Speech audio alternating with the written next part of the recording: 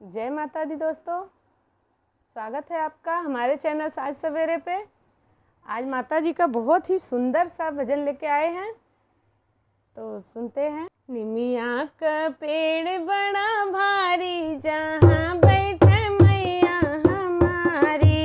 निमिया का पेड़ बड़ा भारी, जहाँ बैठे मैया हमारी। मैया हमारी हो, मैया हमारी, मैया हमारी हो, मैया हमारी। निमिया का पेड़ बड़ा भारी, जहाँ बैठे मैया हमारी।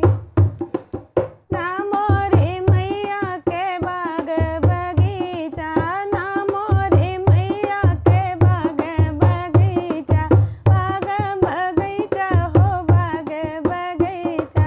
ना मोरे मैया के बाग बगीचा, फुलवा चढ़े थाली थाली, जहाँ बैठे मैया हमारी।